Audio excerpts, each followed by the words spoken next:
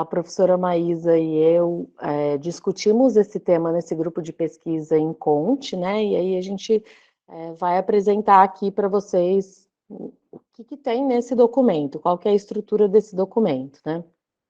Então, assim, a Luciana falou que eu apresentaria também um pouco sobre como é esse comentário, como é que funciona esse comentário, mas a proposta é a gente apresentar a norma em si, né? O primeiro draft de sustentabilidade. Mas se vocês quiserem, eu posso fazer essa prévia mostrando como é que funciona esse processo de consulta pública, né? Então, assim, a consulta ela, ela é feita pelo ISSB, ela tem um padrão razoavelmente comum, né? As consultas públicas normalmente são feitas dessa maneira, então eles lançaram esse draft, né? Esse rascunho, e eles dão um tempo para a gente responder. Esse daí especificamente tem até o dia 29 de julho para ser respondido. Ele fica público, né, no site do IFRS e ele traz uma série de questões. Então, o documento traz uma introdução do porquê dessa norma, depois ele traz uma série de questões que ele espera que a gente responda, ou todas, ou responda a todas as questões, ou só algumas, e depois ele traz o rascunho da norma em si, né? O que seria a norma aprovada, se for aprovada depois dessa discussão pública. Depois que a gente responde, eles pegam todas as respostas, e eu acho muito interessante que as respostas ficam públicas, todo mundo pode ver as respostas dos outros respondentes, né?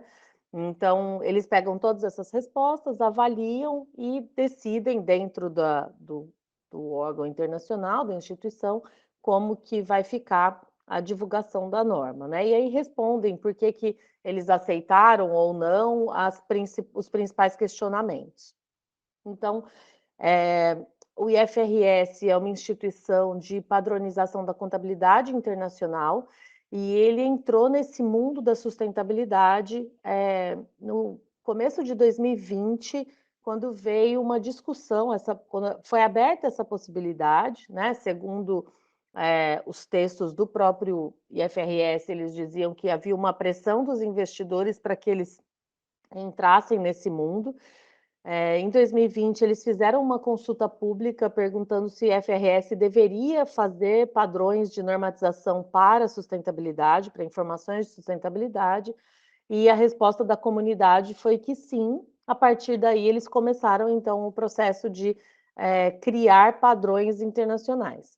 Antes disso, eles criaram um comitê, que inicialmente não se sabia muito bem como ele ficaria ligado à IFRS Foundation, né? Como é que ficaria essa ligação, e depois eles lançaram esses dois padrões para serem avaliados pelo público, né, em consulta pública. Então, eu trouxe aqui para a gente entender um pouquinho melhor, porque essa foi uma discussão que apareceu bastante. Qual que seria o vínculo dessa instituição de sustentabilidade dentro desse outro órgão que já é bastante consolidado, que é o órgão que redige, né, os padrões internacionais de contabilidade.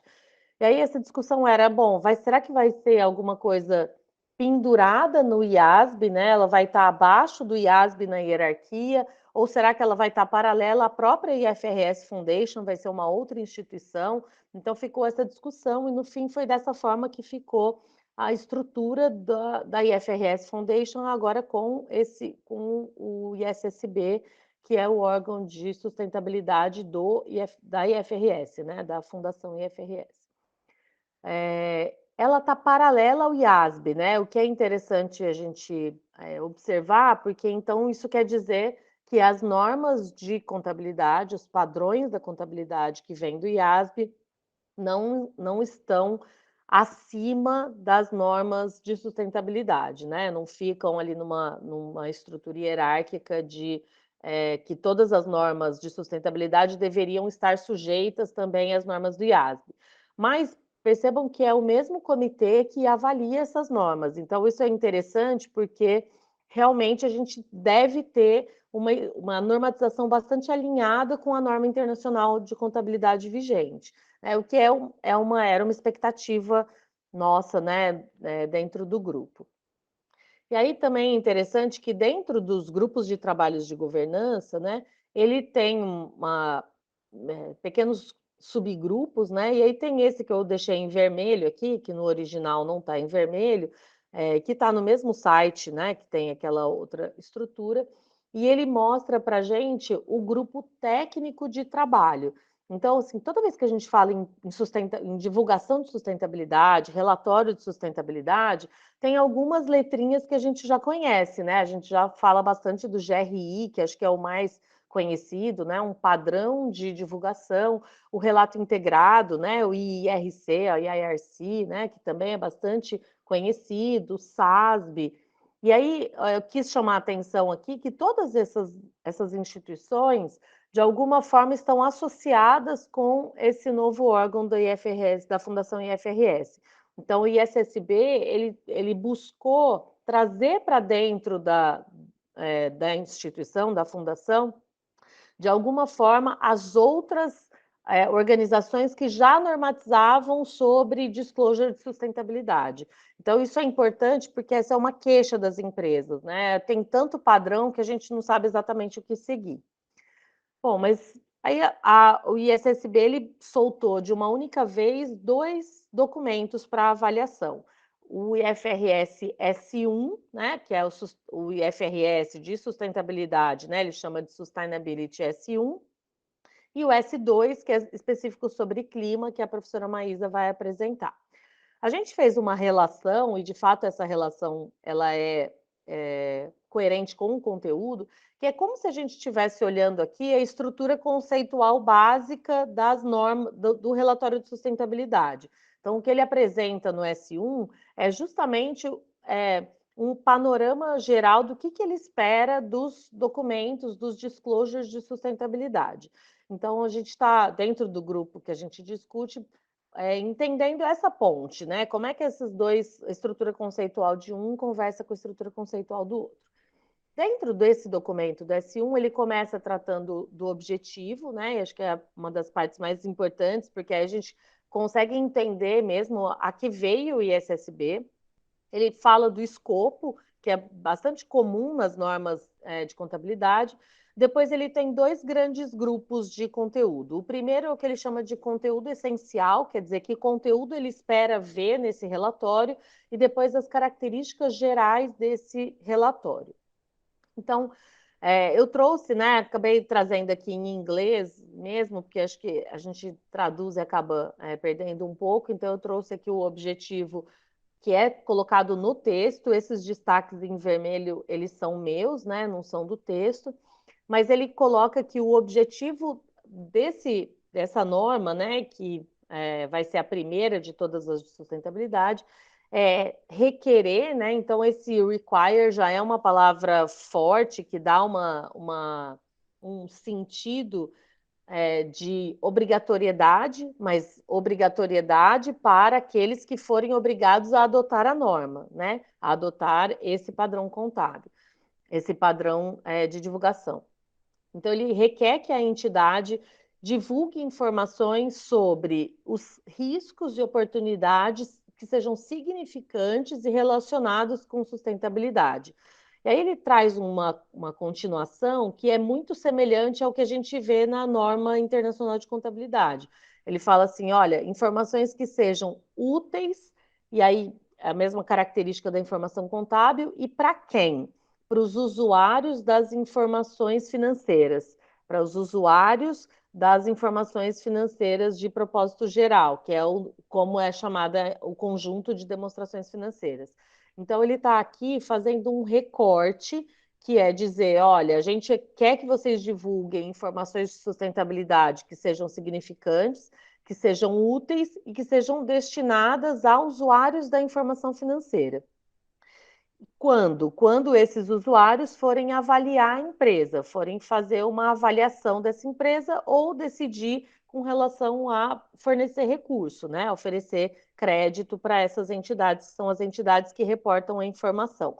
Né? Eles têm essa prática de se referir à entidade que está divulgando como a entidade que reporta a informação. E aí ele ainda fala que a entidade teria que trazer informação material, né? Então, esse significante ele detalha, mas, de novo, é uma expressão, materialidade, é uma característica da informação contábil. Então, de novo, ele faz essa relação com a informação contábil. E aí, sobre todos, né? Esse todos também é interessante, né? Talvez pudesse até ter colocado em vermelho aqui, ó, sobre todos os riscos e oportunidades relacionados à sustentabilidade aos quais a entidade está exposta. E ainda, a entidade tem que trazer informações, né, que sejam completas, neutras e acuradas, né, específicas, né, sobre a relação da informação financeira com a de sustentabilidade. Eu vou fazer, eu queria tentar trazer a norma aqui sem trazer muitas as nossas opiniões, mas é difícil, né? Então, aqui a gente até ficou pensando, poxa, será que nesse momento ele está tentando evitar que as empresas façam greenwashing, né? Façam um gerenciamento de impressão dentro dos relatórios? Aí, em seguida, ele traz para a gente o escopo. Dentro do escopo, ele fala que essa norma é aplicável a todas as entidades que seguem o padrão IFRS para fazer a contabilidade, mas também para entidades que seguem outros padrões de contabilidade, né? Então, outras formas de apresentar a contabilidade. E aí ele fala que estão fora do escopo qualquer risco e oportunidade que não tenha uma expectativa razoável de impactar as informações financeiras e que estão fora do escopo as entidades que não são entidades com finalidades lucrativas. Mas aí, nesse caso, ele fala assim: olha, a gente desenha a norma para as entidades que tenham por objetivo fornecer lucro, mas que isso não impede a aplicação com alguma adaptação de terminologia para outras entidades. Em seguida, ele vai falar sobre o conteúdo, né? O que ele espera que esteja dentro das informações dos relatórios de sustentabilidade, da divulgação de sustentabilidade. E aí, como era esperado, ele coloca, né, assim, características gerais, mas sempre vinculando a ESG, né? Voltando à sustentabilidade, a informações relacionadas à sustentabilidade. E ele traz um padrão, ele sempre coloca, olha, eu espero que nessa parte do seu relatório, com relação a esse aspecto do seu relatório, os usuários da informação estejam hábeis, né, com a leitura A.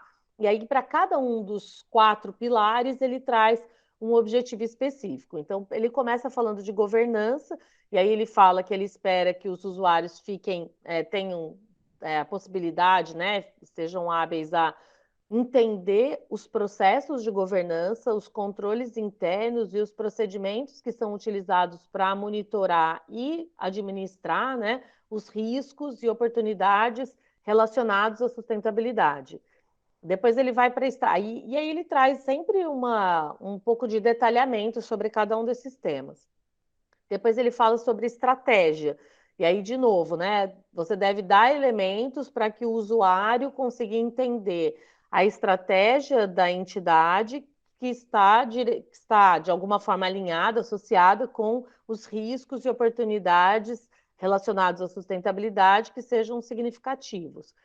Aí ele vai falar a mesma coisa sobre a gestão de riscos, né? Então, a entidade tem que me dar informação para dizer como, para o usuário conseguir avaliar os processos, né? E como é que esses processos estão associados e como é que eles conseguem evitar os riscos e oportunidades associados à sustentabilidade. E aí ele ainda coloca, né, que a entidade ela tem que identificar, avaliar e gerenciar esses riscos. E que ela tem que mostrar para o usuário como é que ela faz isso. Até durante a leitura, né, em alguns momentos, eu ficava me perguntando, gente, mas por que a entidade vai divulgar esse tipo de informação? Porque a gente também tem que lembrar que a entidade tem bastante resistência em divulgar informação que seja muito estratégica, né? E aí, o último pilar que ele coloca é métricas e metas. Né? Então, ele diz que o usuário ele tem que ser capaz de entender como que a entidade mede, monitora e administra os riscos e oportunidades relacionados à sustentabilidade. Então, eu queria chamar a atenção que, assim, para cada um dos pilares, ele coloca de novo a definição de riscos, oportunidades, ou ele associa a definição de riscos e oportunidades relacionados à sustentabilidade. E aí, depois ele vai trazer para a gente as características gerais, né? Quais são as características gerais que ele espera que o relatório de sustentabilidade, que a informação de sustentabilidade tenha. E aí, aqui, ele, em vários momentos, ele faz a ponte com a informação financeira. Né? Ele amarra com a informação financeira. Então, a primeira é: a entidade que reporta deve ser a mesma entidade que reporta as demonstrações financeiras. E aí, em um primeiro momento, a gente pode pensar, mas isso não é mais ou menos óbvio, né? E na verdade, não. Era razoavelmente comum a gente encontrar, por exemplo, o relatório de sustentabilidade tratando só da controladora. Tratando só da controladora, enquanto a informação financeira tratava da controladora e do consolidado. Algumas instituições, principalmente as que não eram de capital aberto no Brasil, que não tem capital aberto no Brasil, reportavam ou remetiam o brasileiro, né, para o relatório internacional. Ou então trazia informações da instituição, da entidade que reporta, não da entidade que reporta, mas aqui no Brasil, as decisões, a governança, as métricas relacionadas ao Brasil, mas sim relacionadas ao mundo todo, né? Então ele traz essa característica, a entidade que reporta deve ser a mesma que a demonstração financeira. Ele fala que a entidade tem que trazer uma informação conectada. E aí, esse conectado, ele faz duas abordagens de informação conectada. Uma é a informação de governança, de gestão de riscos, de estratégia, de métricas e valor, elas têm que conversar entre si. Né? Então, eu não vou separar em caixinhas completamente isoladas, eu tenho que trazer informação o máximo possível conectada. E também tem que ser conectada com as demonstrações financeiras, que é uma grande crítica, né, que existe às informações de sustentabilidade, que muitas vezes estão muito desconectadas da informação financeira. Outra característica que ele traz é a representação fidedigna, né? Ou a apresentação fidedigna, né? Essa é uma característica muito presente na informação financeira, é uma característica essencial da informação financeira. E aí ele fala que eu tenho que trazer uma apresentação fiel, né? Uma representação fiel dos riscos e oportunidades relacionados à sustentabilidade aos quais a entidade está exposta. Uma das críticas que a gente fez ao documento foi sobre a definição explícita de riscos e oportunidades, que não tem uma definição explícita que serve para todos os momentos que o relatório traz essa expressão. E essa é uma expressão que se repete diversas vezes, né? Eu não parei para contar, mas aparece em muitos lugares diferentes essa expressão, né? Riscos e oportunidades relacionados à sustentabilidade. E aí ele traz, né, que eu tenho que trazer informações, né, importantes ou materiais sobre isso, mas ao mesmo tempo ele também fala que a entidade ela tem que seguir os padrões específicos dos seus setores. Então ele já dá a entender, e de fato isso tem em outros documentos do IFRS, né, da IFRS já, da abordagem ISSB, dizendo que a entidade deve apresentar padrões específicos para os setores. Uma outra característica que ele coloca é a materialidade, e aí ele traz a definição de materialidade muito aproximada da definição que a gente vê na informação financeira, mas aqui com uma especificidade daquela discussão de materialidade que tem nos documentos de disclosure de sustentabilidade. Ele pede para trazer informação comparativa, então sempre informação comparativa aos períodos anteriores. Ele pede que a periodicidade seja igual à periodicidade das demonstrações financeiras. Ele pede que haja uma divulgação sobre premissas de julgamentos e estimativas que a entidade fez na hora de definir as informações que iam conduzir as decisões dentro da empresa, né? Então, também é uma semelhança com a informação financeira. Ele pede para a entidade reportar sobre essas premissas e julgamentos, e ele pede para a entidade fazer uma declaração de conformidade. Então, ele pode fazer uma declaração explícita ou uma declaração não qualificada, que também é uma expressão que não está tão claro no texto como é que o que seria essa declaração não qualificada, né? Mas aí o meu entendimento é que, olha, ele pode fazer uma declaração explícita e que ele está de acordo com toda a norma, né? Com toda a norma ou específica para para alguns pronunciamentos, alguns pedaços, que é uma característica que não é permitida, né? O que a norma não permite quando a gente fala do padrão contábil. E aí, como eu disse antes, ele traz uma série de questões sobre o documento. Então, eu trouxe algumas delas para vocês terem uma ideia do tipo de questão, né? Mas eu imagino que vocês vão explorar isso, se vocês vão também responder, como a Luciana colocou no começo. Então, ele traz primeiro um conjunto de questões sobre o todo, e depois ele traz uma série de questões mais específicas sobre os trechos do relatório. E aí ele traz até os parágrafos, sobre desse parágrafo até esse, por exemplo, sobre o assunto escopo. Essas são as minhas perguntas, e coloca algumas perguntas. Sempre as primeiras perguntas são sobre a clareza, né? Ó, tá claro o que eu estou querendo com esse texto, né? E aí eu gosto dessa primeira pergunta, que eu trouxe aqui, inclusive, as subperguntas, porque é uma pergunta bastante abrangente sobre o relatório como um todo, né? Então, ele pergunta: o documento deixa claro que vai ser requerido das entidades a identificação e evidenciação de informação material sobre todos os riscos e oportunidades aos quais a entidade está exposta, né? A todos os riscos e oportunidades materiais aos quais a entidade está exposta, mesmo que não haja um pronunciamento específico sobre o tema, né? Então, a gente vai ter, por exemplo, o pronunciamento de clima, e aí a gente vai ter diversos outros, mas eu posso ter um risco ou uma oportunidade que não está diretamente associado a um assunto que já esteja numa norma. E ele diz: olha, mesmo assim, a entidade deveria trazer para o usuário esse risco. Aí ele pergunta: você acredita que os elementos inseridos no texto, né, que o conteúdo do documento, que eles são convergentes com o objetivo proposto? Que ele começa, né, apresentando o objetivo. Ainda ele pergunta: o documento deixa claro como as exigências da norma IFRS S1 serão aplicadas em conjunto com as demais IFRS, inclusive o S2, né, que a professora Maísa vai apresentar? Você acredita que as exigências apresentadas na proposta fornecem embasamento adequado para auditores e reguladores determinarem se uma entidade está em conformidade com o padrão proposto? Essa é uma pergunta que eu particularmente acho muito importante, né? Porque a gente tem bastante crítica com relação ao conteúdo que é divulgado nos relatórios de sustentabilidade atualmente, né? A gente tem vários artigos que trazem críticas com relação a isso, e muito no sentido de apresentar informação soft, né? Informação que não é verificável. Então, eu acho que essa pergunta é uma pergunta bastante importante para todo mundo que for responder a essa consulta pública.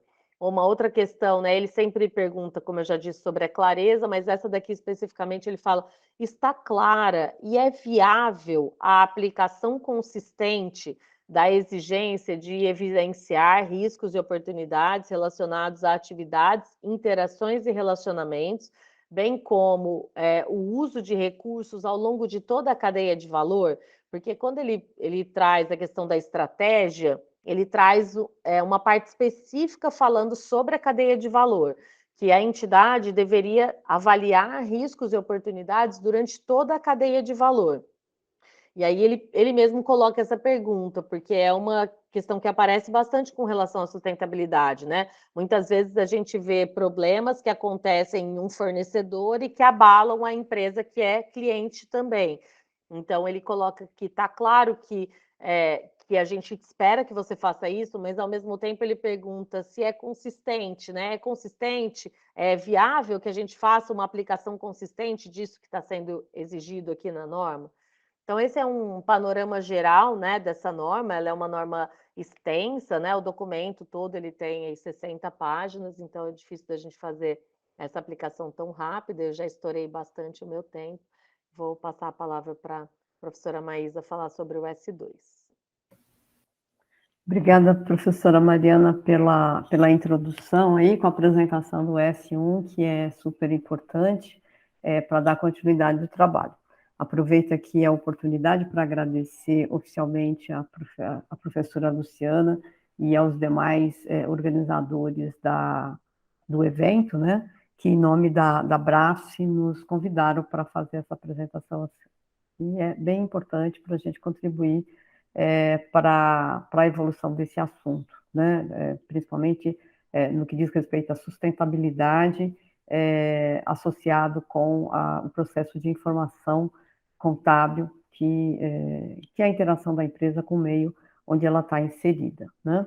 Então, como a professora Mariana falou, a gente teve aí, nesse primeiro período, né, a Fundação IFRS sendo solicitada, sendo demandada a criar o ISSB, e esse ISSB partiu, então, para a emissão desses dois drafts iniciais, né, para discussão. Então, o draft 1 do IFRS S1, que a professora Mariana apresentou, e este último aqui em amarelinho, né, cor de abóbora, que é o draft 2, que é o que eu vou apresentar. Então, ele veio nessa sequência, né? A gente está bem no processo inicial, e os dois saíram de forma concomitante. Já indo para o próximo slide, a gente observa que ele estabelece, né, como objetivo desse S2 o estabelecimento de requisitos de divulgação específicos para riscos e oportunidades relacionados ao clima. Então, de uma forma geral, todo o conteúdo desse S2, ele veio do S1, né? Então, a professora Mariana falou que ele tem como objetivo estabelecer padrões de divulgações relacionadas à sustentabilidade, e aqui do S2 são as informações de sustentabilidade relacionadas aos eventos climáticos, né, as mudanças climáticas. Assim como no geral, né, na abordagem geral, essas mudanças climáticas a que ele vai se referir estará sempre envolvendo riscos e oportunidades, né? Isso é muito importante, porque a empresa, a entidade, ela está envolvida num cenário onde ela interfere no ambiente e ela também recebe as influências desse ambiente. Então, ao mesmo tempo que ela tem que fazer, algumas das entidades têm que fazer um esforço significativo para reduzir o seu impacto nesse meio onde ela está inserida, ela também pode aproveitar oportunidades para alavancar o seu negócio e contribuir para a comunidade de uma forma geral, né? Então, essencialmente, empresas da área de tecnologia, empresas que tenham capacidade de desenvolver novos instrumentos que contribuam para melhorar o processo produtivo, elas estarão podendo aproveitar dessas oportunidades que são específicas desse momento, né? Então, a ideia é que as informações contábeis possam trazer contábeis vinculados às informações de sustentabilidade, como a professora Mariana falou. A ideia é que as duas venham juntas para ficar claro aí a conexão entre elas, né? Bom, como a professora Mariana falou, 2020 é um ponto crucial para a gente ter algumas iniciativas de fato, né, do IFRS, mas já vinha aí já há algum tempo com uma discussão envolvendo tanto pessoas que estão diretamente atuantes no IASB, como pessoas que atuam em torno dessa entidade, né? E, além das pessoas, algumas entidades também já estavam atuando, como a professora Mariana falou lá nos seus primeiros slides, né, sobre as várias entidades que acabaram se associando para o desenvolvimento desse trabalho.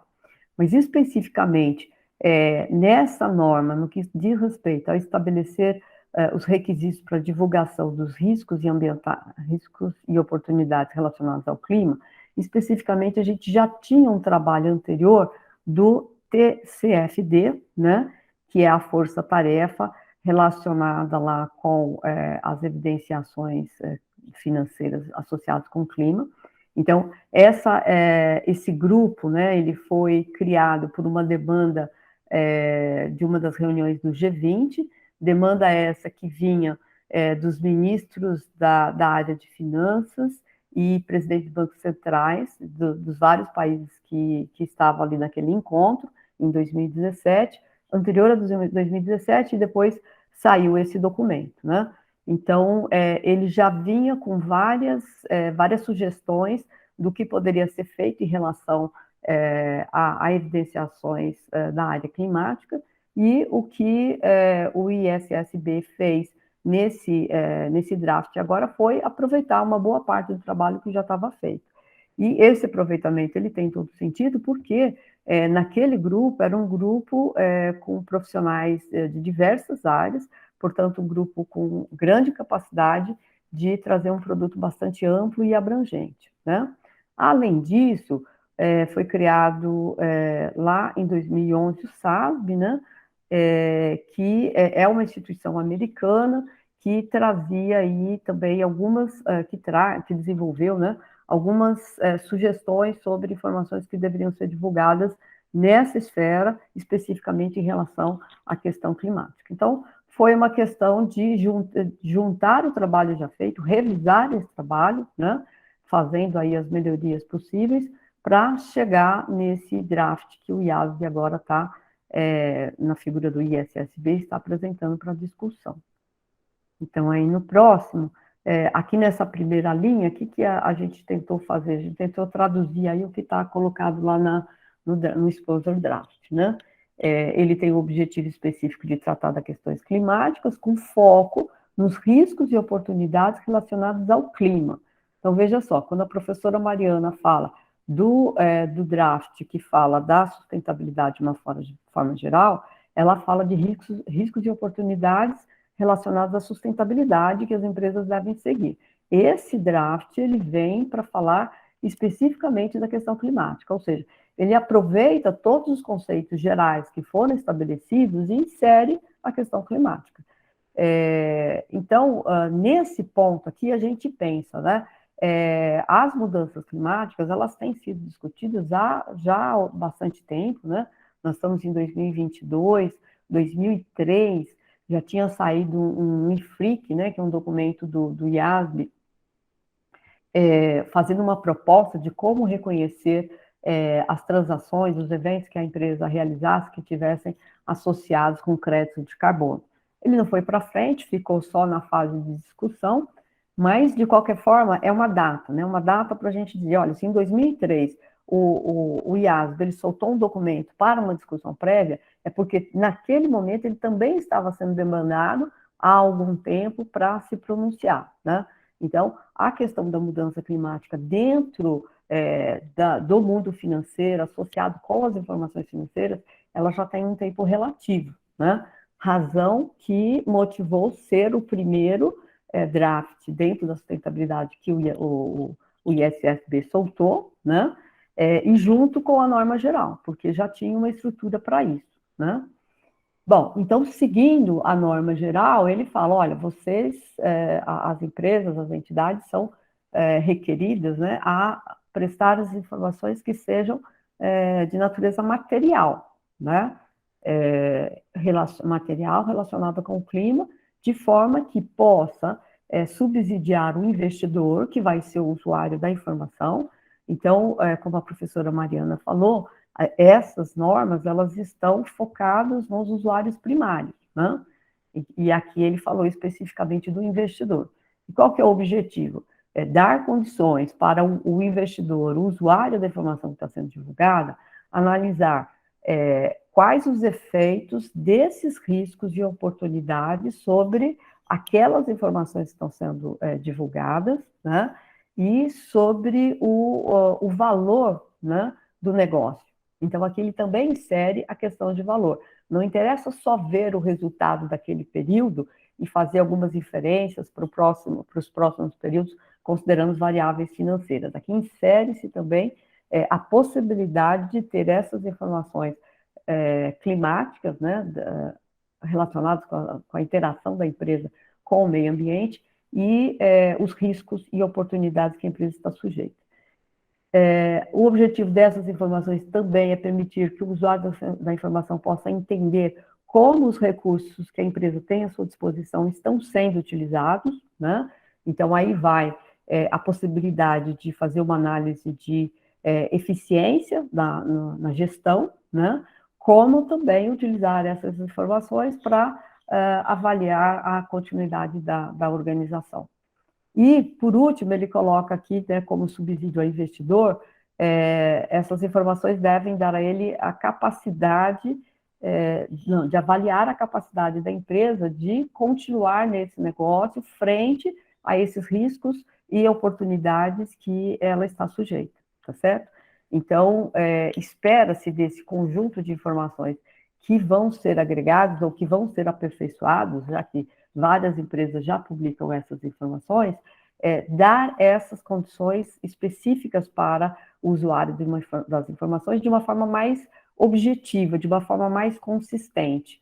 Esse é um termo, né, que é bastante utilizado junto com esses outros que a professora Mariana falou, a questão da comparabilidade, né, a questão da consistência, ela é bastante importante também para dar confiabilidade e credibilidade para as informações que vão ser prestadas.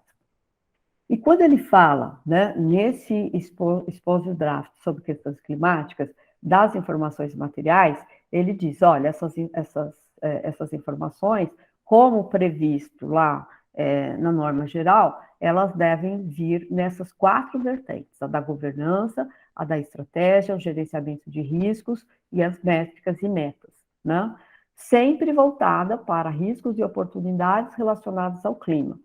E quando ele fala, passando aí rapidamente por cada um deles, quando ele fala de governança corporativa, ele espera que as informações que vão ser divulgadas, elas deem condições para o usuário da informação entender como é o processo de governança corporativa relacionado com as questões climáticas. Então, tem a governança corporativa como um todo, que deve ser evidenciada, que deve ser reportada, mas especificamente dentro desse todo, como é que está a relação da parte específica da questão climática.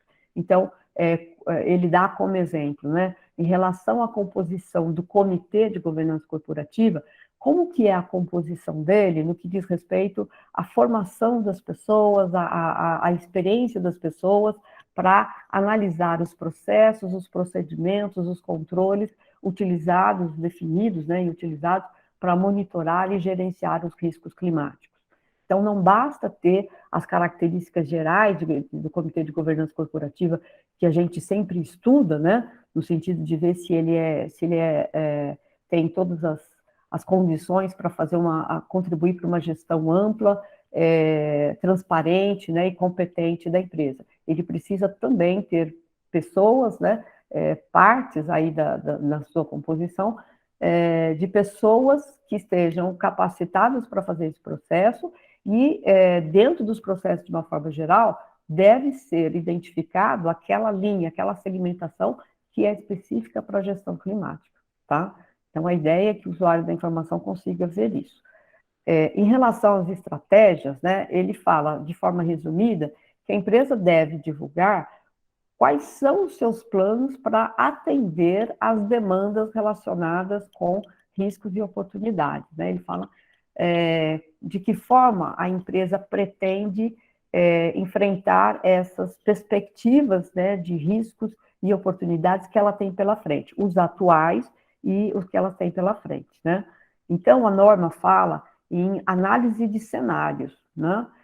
Análise de cenários em relação às mudanças climáticas. Essa seria uma forma de a empresa tentar apresentar essas informações de uma forma mais ampla, de uma forma mais segura. Porque, veja só, ele está pedindo para a empresa mostrar, né, evidenciar as suas estratégias atuais e futuras. Agora, em relação ao futuro, em relação às mudanças climáticas nos próximos períodos, a gente não tem muito como medir, como prever o que vai acontecer, principalmente agora que a situação está ficando cada vez mais crítica e a gente vê que os efeitos das mudanças climáticas, eles têm se mostrado bastante rigorosos, né? Então, e por outro lado, as empresas também têm restrição de recursos financeiros, não dá para dizer vamos fazer tudo amanhã e pronto, né? Então, ele recomenda que a empresa trabalhe com análise de cenários, né? E aí é uma situação complexa para você fazer um levantamento de todas as variáveis, ou de conjunto de variáveis que podem agir de forma simultânea, tá certo? E que influenciariam no negócio da empresa. E de que forma a empresa estaria capacitada para enfrentar cada um desses cenários que ela considera que seja próximo, né?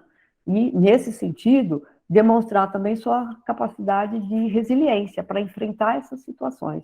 Ou seja, a empresa tem recursos, a empresa tem fôlego para isso, ela tem apoio para fazer isso, né? Então, tudo isso está dentro de estratégias, e agora estratégia voltada especificamente para a questão das mudanças climáticas. Depois, nessa outra dimensão, que é do gerenciamento de riscos, né?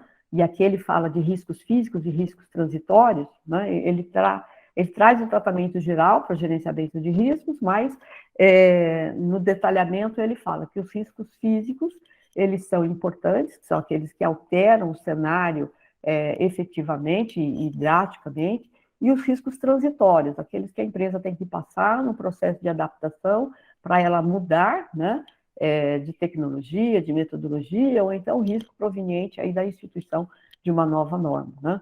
Então, aqui nesse caso, ele fala da transição para economias de baixo carbono. Então, a gente tem várias empresas que estão atuando há muito tempo, portanto, as tecnologias são antigas e com grande potencial de estarem impactando o meio ambiente com um volume significativo de emissões de carbono. Então, essas empresas, quando elas entram num processo de transição, de mudança, elas têm que passar por algumas alterações, por alguns períodos intermediários, e ele pede para evidenciar como vai ser isso, né? Tanto no que a empresa já tem definido, como nesses momentos parciais de interação, de transição. Então, ele fala para relatar os processos usados, a integração desses processos no gerenciamento geral dos riscos, e também fala para falar de priorização de riscos. Então, dentre as várias frentes que a empresa atua, quais aquelas que terão prioridade, qual o ordenamento que ela estabelece para fazer o tratamento nos próximos períodos. Depois entra a questão de métricas, né? Como é que a empresa vai medir, né, os seus riscos, os seus impactos, a sua evolução, né, as suas reduções de emissões. E aí ele coloca como exemplo o protocolo de emissões de gases de efeito estufa, e esse protocolo já constituído aí numa entidade, ele desenvolveu algumas métricas, inclusive aquelas que são tratadas como escopo 1, 2 e 3, né? Que se referem à redução das emissões de gases de efeito estufa relativos diretamente ao processo da empresa, relativos àqueles terceiros com quem ela interage, e aí ele chama a atenção que, nesse momento, a cadeia de valor ela é muito importante, porque ela precisa ser trabalhada, não dá para a empresa trabalhar sozinha, então, os elementos da cadeia de produção, da cadeia de valor, elas têm que ser trazidos também para esse estudo. E o escopo 3, que são as emissões de uma forma geral que devem ser tratadas também, tá certo? Então, com isso, esse Explosive Draft, ele acaba assimilando, né, todas as orientações gerais que a professora Mariana apresentou, só que afunilando para as questões das mudanças climáticas relacionadas aos riscos e oportunidades. Ele fala sempre dessas duas vertentes que são muito importantes, né? A questão financeira, nesse escopo aqui, nessas dimensões, ela está bastante realçada quando ele está falando de estratégias, né? Porque quando ele fala, olha, a empresa tem que evidenciar os seus planos, a sua capacidade de atender as demandas em relação às mudanças climáticas. Então, ele fala sobre fluxo de caixa, ele fala sobre inferências sobre o efeito na posição financeira da empresa, no seu resultado de cada período.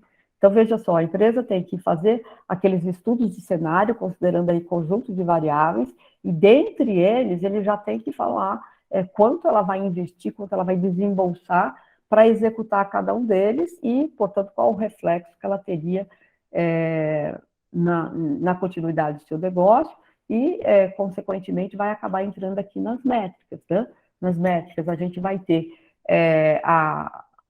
a evidenciação, né, de como seria isso em termos quantitativos e, na medida do possível, também fazendo a analogia com os efeitos monetários, né? E aí a gente entra nas mudanças que a empresa tem que fazer internamente e nos reflexos externos, né? Nos reflexos internos tem os efeitos da redução das emissões que acabam influenciando o meio onde ela está inserida, tá certo? Então, de uma forma geral, são essas as diretrizes para esse Exposure Draft, né? E na medida que ele vai expondo cada um desses tópicos, ele vai fazendo as perguntas, as questões também, né? Então, ele diz, olha, a governança corporativa, ela tem que ter um foco específico dentro da gestão de riscos climáticos. E ele pergunta, você, usuário, né, você participante desse processo de consulta, você acha que é razoável, você concorda que haja condições para ter esse escopo mais objetivo, mais segregado em relação às mudanças climáticas dentro da empresa? É possível que isso seja evidenciado, né? E nesse contexto como um todo, aí ele faz esse tipo de pergunta também em relação a estratégias, gerenciamento de risco e métricas. Ele quer saber das pessoas, né, que estejam dispostas a participar, da viabilidade de se pedir essas informações para as empresas, tá certo? Então, você vai pedir para as empresas, significa dizer, você acredita que as empresas têm condições de fornecer essas informações, tá certo? Porque se você pedir alguma coisa que não seja passível de mensuração, que não seja passível de identificação, pelo menos naquele cenário onde a empresa está inserida, o ISSB vai pedir e não vai ser atendido, né? Uma vez que a empresa possa produzir informação, é razoável que seja solicitado a ela que ela faça a divulgação desses detalhamentos, né? Como a professora Mariana falou, tem alguns detalhamentos aqui que são cruciais para a estratégia do negócio, que são muito particulares ao negócio. E a gente vê, só considerando aqui o cenário Brasil, que a gente tem empresas muito importantes que são de capital aberto, que fazem várias divulgações, né? Inclusive da área de sustentabilidade, e tem outras empresas que atuam no mesmo ramo, talvez no mesmo porte, e que são de capital fechado, e que não divulgam qualquer informação.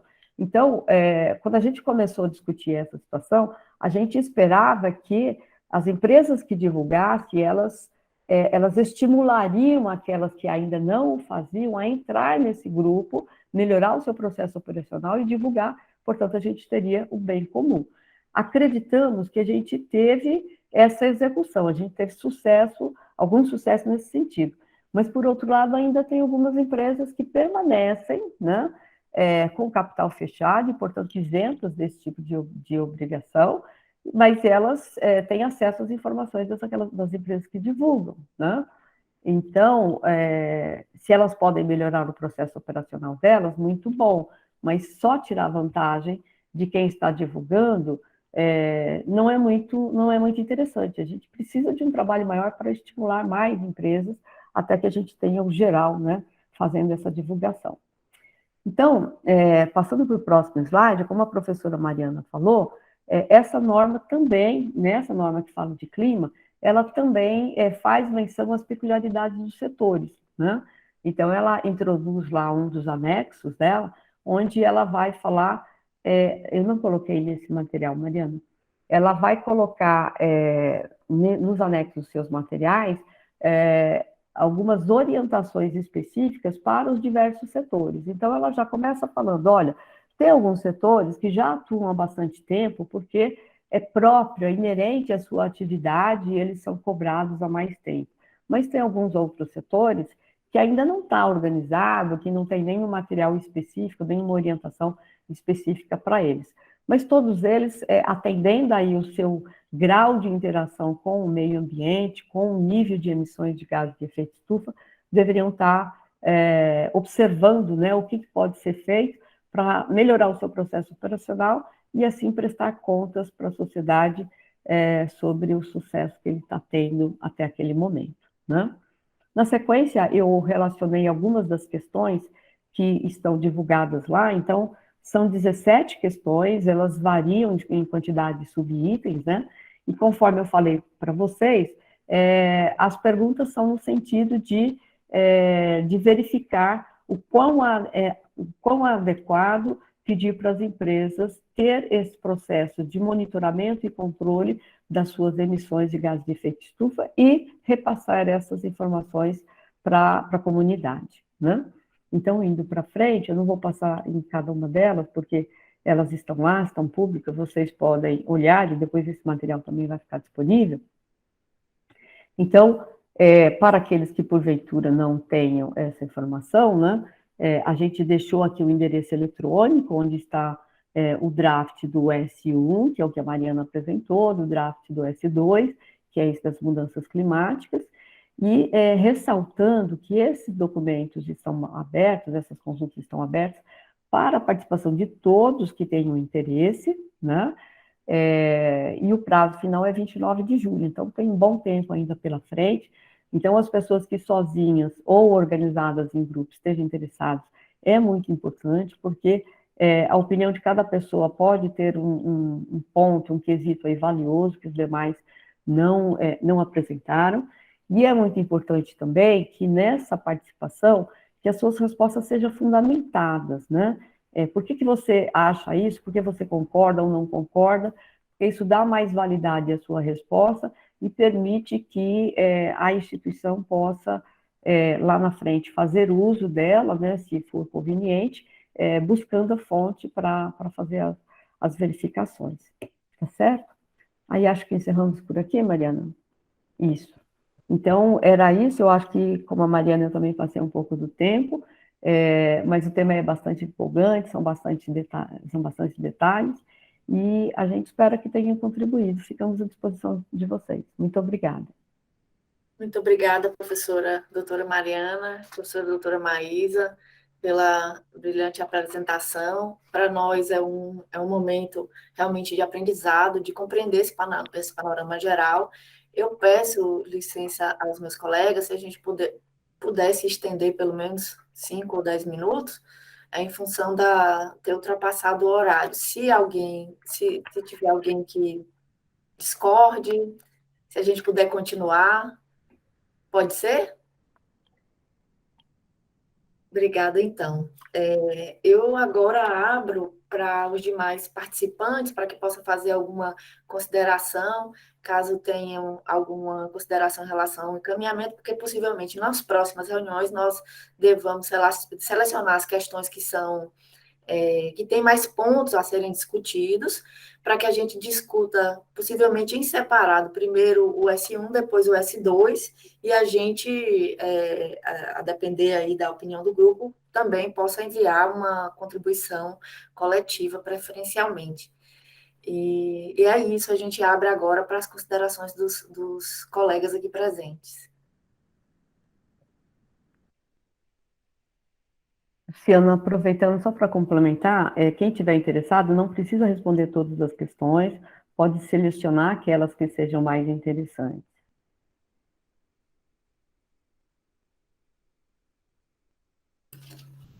Como as professoras, se alguém tiver alguma coisa para se manifestar, pode me interromper aqui, eu vou só fazer algumas considerações rápidas.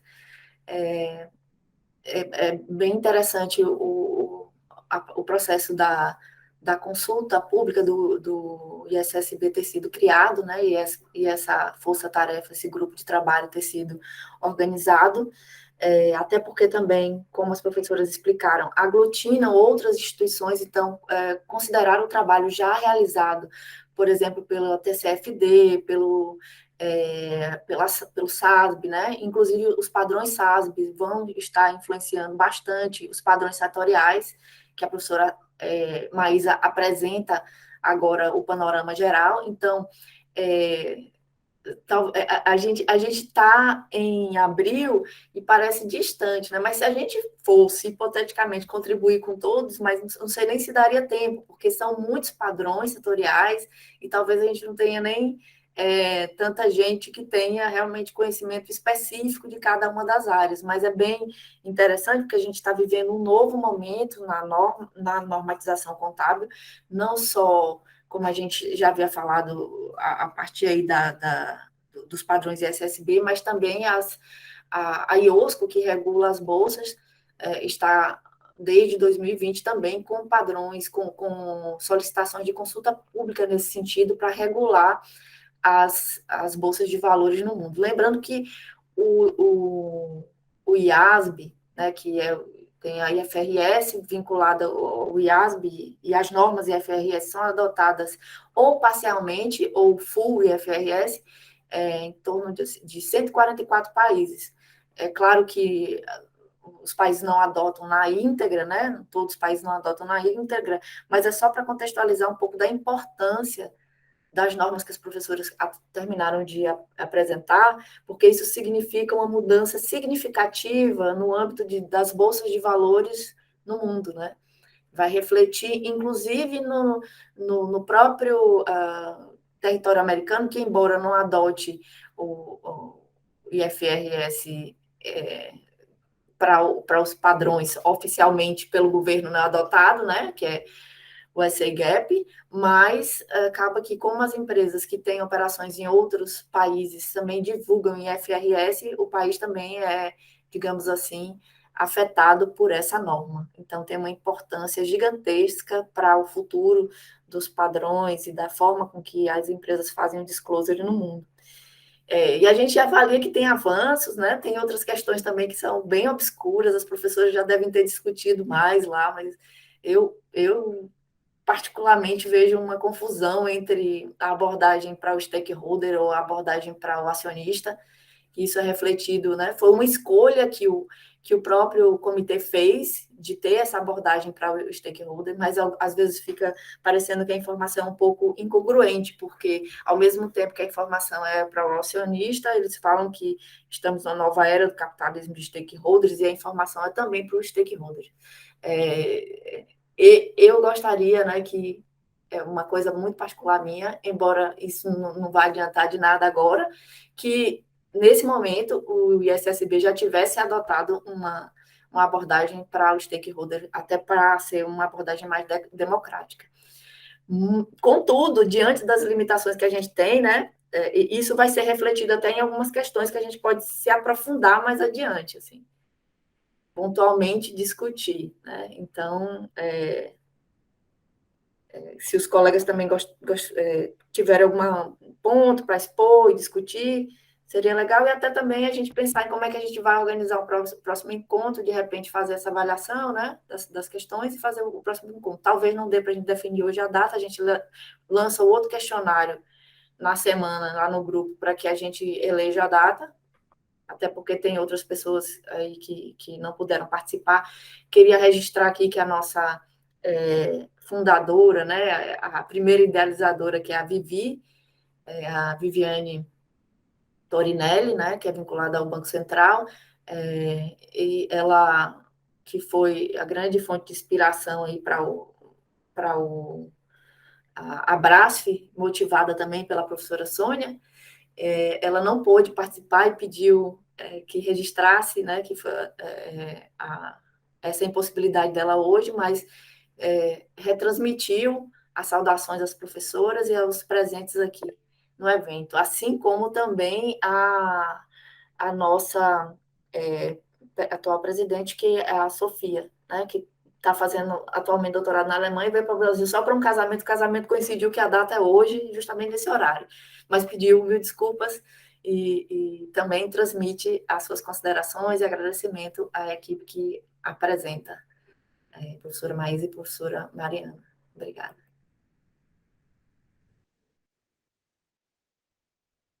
A professora Sônia está com a mão levantada, né? Mas tem uma pergunta aqui do Fernando, não sei se você quer que eu coloque antes. Posso fazer um comentário sobre a pergunta, professora Sônia? Claro, claro, pode. O Fernando pergunta: vejo semelhanças entre o que foi a apresentação e as normativas ISO que ele trabalha, né? E nesse sentido, se tem alguma proposta de integração das normas. Eu vejo, Fernando, que assim, a gente está falando sobre a divulgação do que a empresa faz. Então, é como se a gente tivesse dois estágios, né? Um estágio, três, né? Um que é a empresa decidir atuar pensando em sustentabilidade, né? Tomar decisão levando em consideração os fatores ambientais, sociais e econômicos. E aí o segundo estágio, que é aplicar isso, tá bom, eu decidi que eu vou começar a levar isso em consideração, então eu tenho que aplicar. E um terceiro estágio, que é mostrar para os usuários, para os stakeholders, como a Luciana colocou, né? E no caso do normativo, os usuários das informações financeiras, né? Que também envolve os stakeholders, mas com foco, né, em investidores e credores. Então, divulgar para eles. Então, eu entendo, Fernando, que a ISO ela vem nesse segundo estágio, enquanto as IFRS vêm no terceiro, que é mostrar o que vem sendo feito. Então, eu acho que eu não sei se existe uma intenção do ISSB de integrar com as normas, com todos os normativos, mas eu acho que a ISO tem muito essa característica de ajudar as empresas a fazer uma aplicação desses conceitos de qualidade, aplicar a norma com qualidade, né? Então, eles definem uma série de procedimentos que a empresa tem que fazer para que ela tenha qualidade naquela ação, mas o ISSB vem no sentido de divulgar, me mostra o que você está fazendo aí dentro, né? Então, eu acho que tem esses dois estágios, não sei se a intenção deles é integrar também com essas normas que são mais voltadas para o como fazer.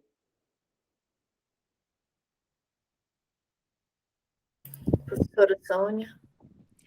Primeiro, eu quero parabenizar aí a Luciana pela organização do evento. É um desafio grande, né, Lu? Organizar, mobilizar as pessoas, mas temos que fazer isso porque é um assunto importante e também definimos aqui na Brasf que seria um braço para ser discutido, né, e para ser desenvolvido pesquisa, então isso é super importante. Segundo, agradecer mais uma vez a Maísa e a Mariana por terem aceitado o nosso convite aqui da Brasf para estar fazendo essa apresentação. Muito boa, por sinal. Muito obrigada. E dizer que eu concordo plenamente com você, Luciana, com os encaminhamentos que você deu, né, de a gente marcar próximas reuniões para a gente aprofundar essa discussão, porque de fato tem muita coisa ainda para ser discutida, e assina embaixo com a sua fala, que esperava que a ISSB trouxesse já uma abordagem para fornecer informações aos diversos stakeholders, não apenas dois stakeholders, que seria investidores e credores, que ela acompanhou o que é feito para as informações financeiras, que é lamentável esse posicionamento. Mas como o discurso é de que eles estão assim aprendendo, que seria uma primeira experiência para depois aprofundar e depois avançar nessa discussão, inclusive nos assuntos, né? Outra coisa que me chama a atenção é que eles afirmam que os usuários da informação têm interesse, de fato, em padrões relacionados a riscos e oportunidade, porém não mostra nenhuma pesquisa que foi feita para dizer que, de fato, os investidores demandam essa informação. Simplesmente diz que eles demandam, mas quem diz que isso é verdade, né? Terceiro, que eu acho que eles não trazem nada de novo, e também é uma coisa que já se esperava, uma vez que eles disseram, né, nas exposições, até na consulta que foi feita anteriormente, que iam aproveitar o que já existe. E o que eles apresentam aqui é tudo que está lá no TCFD, não tem nada de novo. E, por último, eu acho que eles não dizem como fazer, só dizem que façam, mas não diz como deve fazer. Mais uma vez, né, todo mundo que prepara padrão de SD diz que é para fazer, mas não diz como deve fazer. Quer dizer, se nós, profissionais de contabilidade, pesquisadores, não nos debruçarmos e caminharmos ou uma proposta, existem vários padrões e aí nós vamos seguir qual mesmo? Será que o ISSD vai ter força para dizer, não, nós vamos seguir, todo mundo seguir, porque existem vários padrões que um grupo de empresas segue, ou então a maioria das empresas segue, né, todos os padrões que existem, né? Eles dão um jeito de apresentar tudo. Se você pega o relatório de sustentabilidade do Itaú, tem tudo quase lá dentro, né? Tem GRI, tem os ODS, tem SASP, tem tudo. Então, assim, vai sempre ser uma salada de frutas. Então, o que é que nós vamos, será que nós vamos ter força mesmo para dizer, não, vamos seguir esse padrão? Não sei, tenho dúvidas. Se for da forma como foi encaminhado, eu tenho realmente muitas dúvidas se terão forças para que as empresas digam, não, tem coerência e vamos seguir mesmo esse padrão. É isso, por enquanto. Obrigada, professora. Até para contribuir também para os encaminhamentos no futuro, os pontos a nós tratarmos, né? Um outro ponto que chama bastante atenção, que acredito que poderia ter sido mais bem especificado, até porque a Austrália já tem uma norma aí orientando essa questão, é relacionada à materialidade. Eu acredito que poderia estar um pouco mais bem explicitada em relação à questão da dupla materialidade. É um ponto para a gente se debruçar e fundamentar e melhorar a forma de exposição. E uma coisa assim que também me perturba demais é pensar assim, que sempre na fala, na estrutura, se fala nos fluxos de caixas futuros na geração de valor. Bem, isso é ótimo, é muito importante para um investidor, ok. Mas a contabilidade também tem uma obrigação do reporte em relação aos eventos passados, que é a contability, e não se dá ênfase a essa questão. Então, se fala sempre na geração do valor e na geração de fluxo de caixa futuro, e essa questão da responsabilidade da prestação de contas presente parece que não está tão enfática. Então, eu acho que é também um ponto para a gente discutir mais adiante. Sem falar que não é abordado nada a respeito das questões sociais, só, né, as questões relacionadas a riscos e a oportunidade das mudanças climáticas. E o social, gente, já tem. O balanço social já é um exemplo do século passado né, de divulgação de informações sociais. E que esqueceu-se, o mundo esqueceu, meu Deus. E hoje só se fala de risco de mudanças climáticas. Sônia, nesse sentido, eu acho que não foi um esquecimento, foi uma questão de priorização, né? Porque eles vão emitir outras normas e se debruçaram, né? Optaram por trabalhar primeiro com essa, em função de todo o material já existente, né? Agora, as outras, a questão social que espera-se, né? Que também vai ser tratada, inclusive questões sociais decorrentes das mudanças climáticas, espera-se que venha na sequência, né? Em alguma sequência. Sim, eu sei, mas o interessante é que eles afirmam que essa é a informação demandada pelos investidores e credores, né? Mas eles não apresentam nenhum fundamento dessa afirmação. Além disso, eu particularmente acredito que isso tem a ver com quem está financiando, né? Porque praticamente eles copiaram a norma do que está lá nas recomendações do TCFD. Eles copiaram, eles trouxeram para cá para dentro. E quem foi que encomendou essa daí do TCFD? Foram os presidentes de bancos centrais, né? Pois foi quem está bancando, na verdade, são eles, e a IOSCO principalmente. De fato, né? Se eles estão bancando, eles estão preparando, eles vão trabalhar no foco deles, né?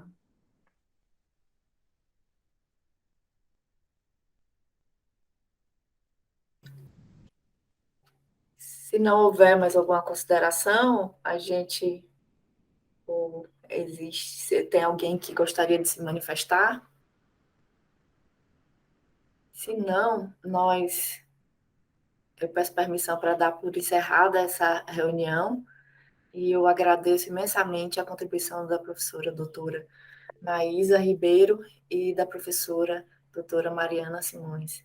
E também, né, agradecimento também especial a todos os presentes, todos os colegas, todos os participantes da Brasf e colegas de outras instituições, né? Lavoisiane também está aqui presente. Obrigada, Lavô. Obrigada a todos que puderam participar.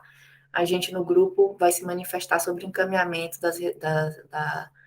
da consulta e o nosso agradecimento por nesse sábado estar aqui discutindo norma contábil e sustentabilidade.